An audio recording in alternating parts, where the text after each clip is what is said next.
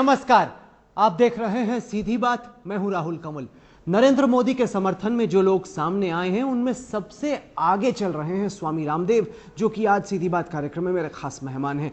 लगता है कि योग आप भूलकर नमो नमो का लगातार दिन भर जप पढ़ रहे हैं। ऐसा क्यों कर रहे हैं आप स्वामी? राहुल भाई, सुबह सुबह चल रहा है योग और दिन भर चल रहा है राजयोग, और यही परंपरा रही है हमारे पुरखों की। पहले उल्टा था, पहले आप योगा ज्यादा करते थे, बाकी चीजें कम, अब राजनीति ज्यादा है, योगा कम। स्वामी जी, महर्षि विश्वामित्र से लेकर के और योगेश्वर भगवान कृष्ण हो, चाहे आचार्य चाणक्य हो, स्वामी विवेकानंद या महर्षि दयानंद हो, उन पुरखों को अपना आदर्श मान के आज भी मैं योग शिविर सुबह सुबह करवा रहा हूं। और स्वामी विवेकानंद कहते थे मुझे 100 नचिकेता चाहिए, मैं 1000 तैयार कर रहा हूं। देश भर में लाखों करोड़ों कार्यकर्ता और पूरे देश को खड़ा कर रहे हैं कि आओ, अब इससे बढ़िया मौका नहीं है सत्ता और व्यवस्था परिवर्तन का, क्योंकि दुश्मन जब सबसे कमजोर होता है तब उसके ऊपर वार करना चाहिए। इस समय कांग्रेस पूरी तरह से जो घोटाले हुए हैं, बोफोर्स से लेकर के और कोयला घोटाला, दामाद घोटाले तक, तो उससे उन पूरे देश में उनके प्रति घृणा और नफरत। मैं इस देश का एक जिम्मेदार नागरिक हूं और एक वो सन्यासी हूं जो अपने सन्यास धर्म के साथ अपने राष्ट्र धर्म को निभाता है। क्या आपको इस देश से मोहब्बत नहीं है? आप नहीं चाहते देश बचे? आप नहीं चाहते कि करीब 1000 लाख करोड़, करीब 16 करोड़ रुपए देश के बाहर गया, जो 10% है काले धन का, जो 900 लाख करोड़ रुपए यहां, इतना पैसा मिलेगा तो देश हमारा कहां पहुंचेगा? 1000 लाख करोड़ का कर्ज है अमेरिका के ऊपर, और 1000 लाख करोड़ रुपए हमारे देश का लूटा, वो आपका और हमारा हक है। क्या उसको अपने हक को मांगना? क्या हम भीख तो नहीं मांग रहे ना? तो काला धन का मुद्दा उठाना, भ्रष्टाचार मुक्त भारत बनाने के लिए। मोदी ने काले धन की बात कब की अपने स्पीचेस में? काले धन के साथ साथ भ्रष्टाचार के लिए स्पीच में बताइए, जब वो भाषण देते हैं काले धन की बात उन्होंने कब की? मैंने आपको कहा कि मैं मुद्दों के लिए लड़ रहा हूं, मैं मोदी के लिए नहीं लड़ रहा हूं। और लग तो रहा है कि आप मोदी के लिए लड़ रहे हैं। मोदी जी हमारे मुद्दों पर सहमत है। मेरी एक बार नहीं, उनसे कई बार प्रत्यक्ष रूप से और सैकड़ों बार फोन पर बात हुई है, और उन्होंने काले धन, भ्रष्टाचार और व्यवस्था परिवर्तन के मुद्दों पर जब पूर्ण सहमति जताई, उसके बाद हमने कहा यदि वो काले धन, भ्रष्टाचार और व्यवस्था परिवर्तन के मुद्दों पर सहमत ना होते तो हम उनके साथ कभी खड़े ना होते। नहीं, मुझे लग रहा है कई सवाल ये पूछ रहे हैं कि स्वामी जी की मोदी से क्या डील हुई है। लगता है कि कोई अगर वो पीएम बन जाए तो आपकी भी डील होगी कि मुझे भी एक मंत्री बना ही देना। ऐसा है? क्या मंत्रालय चाहिए? स्वास्थ्य मंत्रालय की? एमपी, सीएम या पीएम बनना होता ना तो फिर मैं खुले मैदान में आता। अभी भी तो खुले ही मैदान में है। मुझे किसी की जरूरत नहीं थी। मेरे पास इस देश के करोड़ों लोगों का समर्थन है, मेरे पास लाखों कार्यकर्ताओं की मजबूत टीम है। एक एक जिले, तहसील से लेकर के और बूथ लेवल तक हमने यूथ को खड़ा किया है। तो मैं किसी का मोहताज नहीं हूं और मैं किसी की दया पर जिंदा नहीं हूं। और मैं यहां खड़ा हुआ हूं तो मुझे बीजेपी और संघ ने खड़ा नहीं किया है, मुझे अपने काम ने खड़ा किया, इस देश के करोड़ों लोगों के प्यार ने खड़ा किया है। इसलिए मुझे सत्ता, संपत्ति और सिंहासन नहीं चाहिए। मैंने इन सबको लात मार करके केवल देश को बचाने के लिए, भ्रष्टाचार मुक्त भारत बनाने के लिए, इस देश को परम वैभवशाली बनाने के लिए, मैं कह रहा था 1000 लाख करोड़ का कर्ज है अमेरिका के ऊपर, 1000 लाख करोड़ हमारा लूटा इन लोगों ने, और अभी भी 10 लाख करोड़ रुपए से ज्यादा के हर साल भ्रष्टाचार होते हैं, घोटाले होते हैं। तो हमारा मकसद देश को बचाना है। देश मेरे लिए पहला है। और उसमें ये मंत्री संतरी होते क्या है? मैंने पहले भी कहा था, न कभी कोई चुनाव लड़ूंगा, न राजनीति में कोई पद लूंगा, लेकिन किसी भी कीमत पर देश को बचाऊंगा, भ्रष्टाचार मुक्त भारत बनाऊंगा, और काला धन देश को दिलाने के लिए अंतिम श्वास तक संघर्ष करूंगा। इस देश का हम पर बहुत बड़ा कर्ज है, तो हमारा ये फर्ज है कि हम इस देश को कुछ ऐसा देकर के जाए कि आने वाली पीढ़ी हमारी सुखी हो जाए। जिस तरीके से आपकी तैयारी चल रही है, आप लगभग अपनी ही एक पार्टी बना रहे हैं, बूथ लेवल तक, हर असेंबली में, हर कंस्टिट्यूएंसी में। लग रहा है कि स्वामी जी अपनी ही एक पार्टी खड़ी कर दे रहे हैं, और ये पूरी पार्टी 2014 में मोदी के समर्थन में आपने खड़ी कर दी है। देखो, ऐसा है, हमने बूथ लेवल तक तैयारी की है और एक मंत्र दिया है अपने सब कार्यकर्ताओं को, जो बूथ पर मजबूत होगा, बूथ पर यूथ होगा, जीत उसकी होगी। हमें 1000 सालों में जितनी लूट मुगलों ने, बादशाहों ने, राजा रानियों ने, अंग्रेजों ने नहीं की, उनसे ज्यादा लूट जो इस 67 सालों में इस खूनी खानदान, इस लुटेरे खानदान ने की है, इसकी ये कोशिश करेंगे कि इनकी लूट के ऊपर ये पर्दा डालेंगे। हम इनके का पर्दाफाश करेंगे और ये बताएंगे कि ये किस तरह का लुटेरा खानदान है जो ये समझ बैठा है कि इस देश के ऊपर अधिकार करना, शासन करना तो हमारा जन्मसिद्ध अधिकार है। तो ये देश किसी की बपोती नहीं, किसी की जागीर नहीं, हम इसको बचाएंगे, इसलिए हम संगठन तंत्र खड़ा हाल में कई बयान नरेंद्र मोदी की तरफ से ऐसे आए जिनको लेकर देश भर में खलबली मची और एक खौफ पैदा हुआ कि अल्पसंख्यकों का क्या होगा अगर नरेंद्र मोदी आते हैं। जब वो मुसलमानों की बात करते हैं तो उन दंगों के बारे में उनसे पूछा गया, वो कुत्ते की पिल्ली की बात करते हैं, वो सेक्युलरिज्म के बुर्के की बात करते हैं। क्या आपको लगता है कि एक भावी प्रधानमंत्री को इस तरह की शब्दावली का इस्तेमाल करना चाहिए? देखिए, पहली बात तो यह है कि मोदी जी ने क्या बयान दिया, मैं उनका प्रवक्ता नहीं हूं। दूसरी बात यह है कि कांग्रेस ने मुसलमानों के लिए क्या कर दिया। आज वही बेरोजगारी, वही गरीबी, वही सवाल का जवाब दीजिए ना। आप तो बीजेपी के स्पोक्स पर्सन की तरह जवाब दे रहे हैं। मैं सवाल पूछ रहा हूं, ये जवाब दे रहे हैं आप। वो मैं इस देश का एक नागरिक हूं, मैं कह रहा हूं कि कांग्रेस सांप्रदायिकता और गैर सांप्रदायिकता का मुद्दा बनाना चाहती है। कांग्रेस इस देश में कहती है कि सस्ता खाना खाओ और हमको वोट दे दो बस। अरे रोटी तो चींटी से लेकर के हाथी तक जानवरों को भी मिलती है।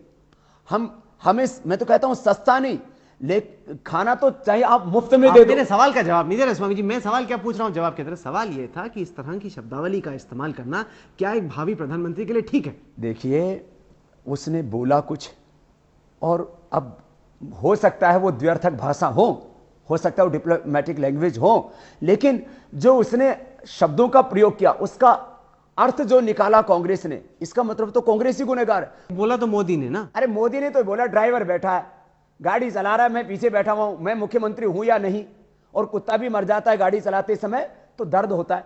और ये जो बुर्का ऑफ सेक्युलरिज्म की मोदी ने बात की, देखो अब इस तरीके से इसमें मैं मानता हूं कि वो ये बोल सकते थे कि वो सेकुलरिज्म का लिबास ओढ़ करके या आवरण ओढ़ करके कुछ भी बोल सकते थे। गलत बोला आपके हिसाब से? मैं ऐसा है, देखो बुर्का पहन का ये एक आम भाषा में एक मुहावरा यूज होता है।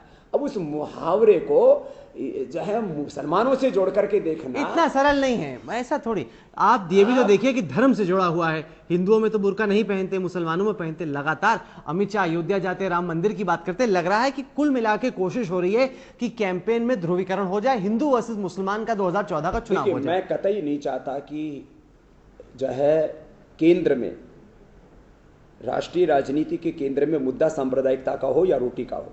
रोटी तो मिलनी चाहिए देश के लोगों को, लेकिन वो रोटी जो पैदा करता है उस किसान को भी उसकी फसल का पहले मूल्य मिलना चाहिए। 2 रुपए 3 रुपए किलो ब्लैक में अनाज बिकेगा तो किसान का गेहूं और चावल कौन खरीदेगा?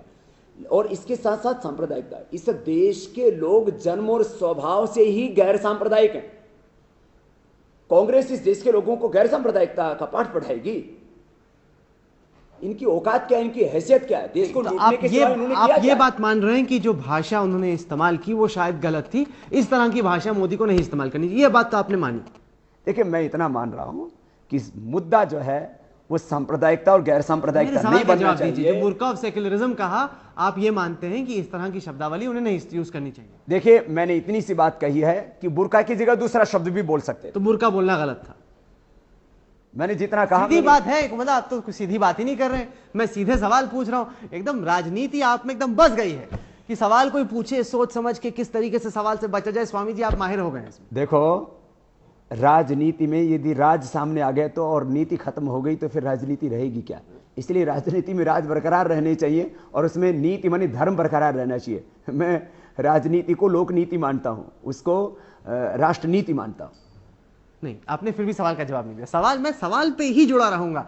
तो आप ये कम से कम कह रहे हैं कि भाषा जो उन्होंने इस्तेमाल की, उन्हें दूसरी भाषा इस्तेमाल करनी चाहिए थी, इस तरह के शब्द नहीं इस्तेमाल करने चाहिए। इससे गलत मैसेज। कोई दूसरा प्रश्न हो? ये आप जवाब ही नहीं दे रहे। आप बताइए, आपने ये बात तो मानी स्वामी जी? मानते हैं आप बात, ये नहीं मानते हैं? कमाल हो गया स्वामी जी, आप तो सवाल का जवाब ही नहीं देना चाहते। आप तो ऐसे मतलब राजनीतिज्ञ बन गए हैं कि आप जो सवाल ना भाए एकदम दूसरी तरफ मुंह फेर लेंगे। नहीं, मैंने मुंह नहीं फेरा, मैं तो आपके चेहरे पर टकटकी लगा के देख रहा हूं कि राहुल कंवल की राहुल गांधी से कोई साठगांठ तो नहीं हो गई? मेरी तो किसी से साठगांठ नहीं है, वो तो हमसे वैसे ही बड़े परेशान रहते हैं। आपने ये आरोप जरूर लगाया, राहुल गांधी पर भी हम सवाल देंगे। आपने जो जवाब दिया ना दिया उसका जनता क्या मतलब निकाले, मैं जनता पे छोड़ता हूं। ये बताइए कि राहुल गांधी को आपने काफी भला बुरा कहा पिछले कई महीनों में, लेकिन जब से वो वाइस प्रेसिडेंट बने हैं लग रहा है कि पार्टी पहले से ज्यादा होशियार हो गई है, काफी रणनीति बना ली है अगले चुनावों के लिए। देखिए, पार्टी होशियार हो सकती है, सत्ता में कैसे रहा जाए और देश के लोगों की आंखों में धूल कैसी झोंकी जाए, उसमें तो एक्सपर्ट है ना ये पार्टी। पार्टी तो होशियार हुई है ना। भोंदू और पप्पू तो वैसे के वैसे ही हैं। आज तक आप देखिए, आप राहुल भाई, मैं कोई आरोप नहीं लगा रहा हूं, और भोंदू और पप्पू मैं नहीं है तो पूरे देश के सोशल मीडिया के जवान कह रहे हैं, और मैं भी बुढ़ा नहीं हुआ हूं इसलिए उनके सुर में सुर मिला रहा हूं। मैं बात इतनी सी पूछता हूं, पिछले 10 सालों में काले धन को लेकर के, भ्रष्टाचार को लेकर के, बलात्कार को लेकर, महंगाई, बेरोजगारी, गरीबी, आर्थिक सामाजिक गैर बराबरी, देश की सुरक्षा समृद्धि को लेकर के तमाम प्रश्न पूछे। ये भोंदू बाबा, ये पप्पू बस खाते पीते और अपनी गर्लफ्रेंड्स के साथ में बात करने में मशगूल रहते हैं। कभी गरीबों की झोपड़ियों में, आपको कैसे मालूम? कभी गरीबों की झोपड़ियों में जाकर के, कभी गर्लफ्रेंड के साथ उनको, अरे सारे देश ने देखा, उसके कई बार फोटो भी छपे, आप मीडिया वाले भी नहीं देखते? एक तस्वीर छपी थी कई साल पहले, उसके बाद किसी ने कोई तस्वीर नहीं देखी। वहां पर भी तो उसको जो है उसको वैसा कहना, यही तो न्यायपूर्ण होता है ना। सन्यासी होकर झूठ नहीं बोलना चाहिए ना। आप ये बताइए, इतने मुद्दे उठे, वो बेचारा एक बार भी भूल नहीं पाता है। इसलिए मैंने कहा कि भगवान ने इस खानदान का नाश करने के लिए, इस पार्टी का नाश करने के लिए इसमें कांग्रेस के काल के रूप में राहु काल पैदा कर दिया। और इसलिए मैं कह रहा था ना, अब इस बार की लड़ाई सबसे इंटरेस्टिंग होगी, क्योंकि इस समय वो सबसे ज्यादा कमजोर स्थिति में, लाखों करोड़ के घोटाले और एक भोंदू को सामने रखा हुआ है। लोग कहेंगे इसको वोट दें हम।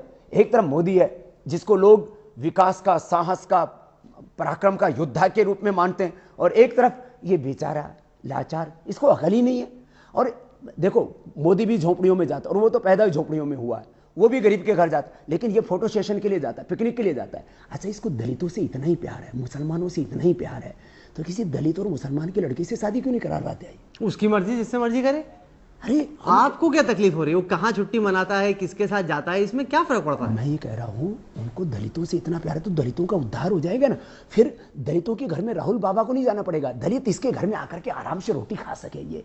मुसलमानों को भी लगेगा कि वास्तव में सच्चा मसीहा इस खानदान में पैदा हुआ। पहलों ने तो हमारा शोषण किया, एक तो आया कि हमारी लड़की ले ली, लेकिन इसकी मम्मी ने इसको समझा रखा, बेटा यदि दलित की लड़की के साथ, मुसलमान की लड़की के साथ और विदेशी लड़की के साथ शादी कर लेना, मेरा मुन्ना तो प्रधानमंत्री नहीं बन पाएगा। और मोदी और बाबा तो इनको सपने में दिखाई देते हैं, उनको लगता है ये दो खिसकियां तो मेरा मुन्ना प्रधानमंत्री बने, इसको बनने तो नहीं देंगे हम, क्योंकि इसमें अकल होती तो हम बना देते। मैं तो कहता हूं, आज आपके सामने सीधी बात में सीधी बात कर रहा हूं राहुल भाई, और आपका भी नाम राहुल है, लेकिन आप देश के एक मजे हुए पत्रकार हैं। उस राहुल गांधी के बारे में एक बात कह रहा हूं, आपके और मेरे सामने आ जाए, या तो पूरा देश की मीडिया के सामने आ जाए, कोई सभा में आ जाए, काला धन, भ्रष्टाचार, व्यवस्था परिवर्तन, महंगाई, बेरोजगारी, गरीबी, आर्थिक सामाजिक गैर बराबरी, देश की सुरक्षा, समृद्धि, विकास के बारे में बात करे और मुझे संतुष्ट कर दे। मैं अपने करोड़ों समर्थकों और लाखों कार्यकर्ताओं के साथ उसको प्रधानमंत्री बनाने के लिए मैं मैदान में आऊंगा। लेकिन आए तो सही। ये तो आप कह रहे हैं, आप भी जानते हैं। अरे आए तो सही ना। अरे मैं पहले भी उससे मिला हूं, 1 घंटे मैंने बात की। जब मैंने बात की, बोले बाबा जी आपकी बातें तो बहुत अच्छी है, लेकिन क्या करूं, मैं कुछ कर नहीं सकता, अभी नादान हूं। अब मेरे ये थोड़ी उन्होंने बोला होगा, सच्ची बात, नादान हूं मैं। स्वामी जी आप भी दुष्प्रचार में उतर आए हैं, मतलब मोदी का प्रचार हो, राहुल का दुष्प्रचार हो। अच्छा, जो स्वामी जी मेरे से आप राहुल गांधी से पूछ लीजिए।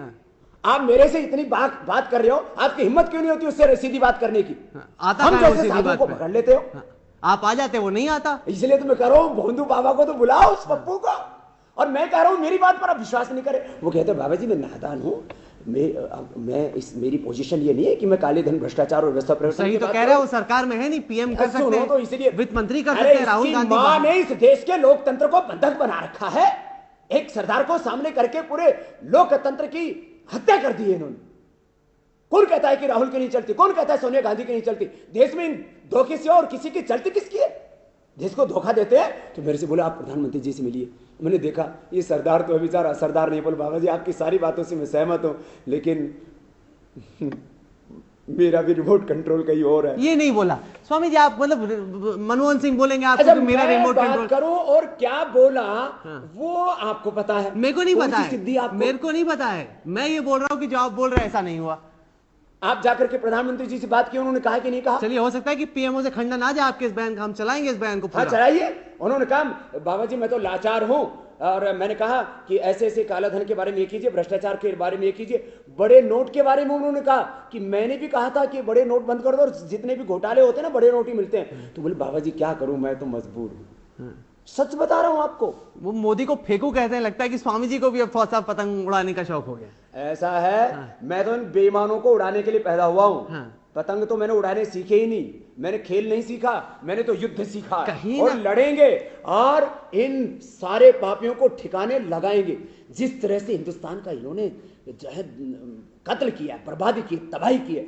माने इतना वैभवशाली राष्ट्र जिसको अंग्रेजों ने लूटा तो भी यहाँ का वैभव खत्म नहीं हुआ, मुगलों ने लूटा और इस खानदान ने तो देश की ये हालात कर दी कि 84 करोड़ लोगों को कहते बस सस्ता खाना खाओ, हमको वोट दे दो, इसके आगे सोचो ही मत। सारे देश को भिखारी बना करके। गरीबों को खाना मिले, क्या हर्ज है इसमें? मैं कहता हूं गरीबों को खाना 2 रुपए किलो में गेहूं और 3 रुपए किलो चावल नहीं, मुफ्त में दो। लेकिन जो किसान इस हिंदुस्तान का रात दिन मेहनत करके सर्दी गर्मी भूख प्यास सब कुछ सह करके अनाज पैदा करता है, पहले उसको भी तो उसकी लागत दे दो। 1 किलो गेहूं पैदा करने में 30 रुपए कम से कम, 1 किलो चावल पैदा करने में कम से कम 50 रुपए। मिनिमम सपोर्ट प्राइस है तो सही। अरे मिनिमम सपोर्ट प्राइस काय का सपोर्ट प्राइस है? वो तो जितना भिखारियों को नहीं मिलता उससे भी ज्यादा कम देते हैं। इनको किसान का दर्द पता ही नहीं। मेरे को लग रहा है कि आपने ये ठान ली है कि चूंकि उन्होंने मेरे पीछे ईडी छोड़ी, सीबीआई छोड़ी, अब मैं इनको सिखाऊंगा मजा। ऐसा है मैं नहीं, अब तो इस देश के लोग इनको नहीं छोड़ेंगे। उनको सबको पता लग गया ये देश के लोग पहले समझते थे अरे ये तो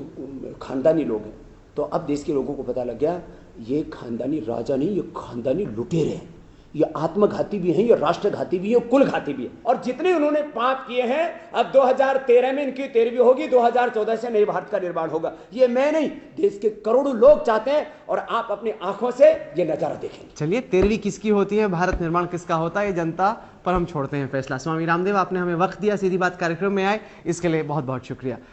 तो ये थी आज की सीधी बात। ये कार्यक्रम आपको कैसा लगा, आप अपनी राय हमें ईमेल के जरिए भेज सकते हैं। हमारा ईमेल का पता है sb@aajtak.com। साथ के साथ इस कार्यक्रम को आप हमारी वेबसाइट पर देख सकते हैं जिसका पता है www.aajtak.in/सीधी बात। तो अगले सप्ताह एक बार फिर से मुलाकात होगी। तब तक के लिए देश और दुनिया की बाकी खबरों के लिए आप देखते रहिए आज तक।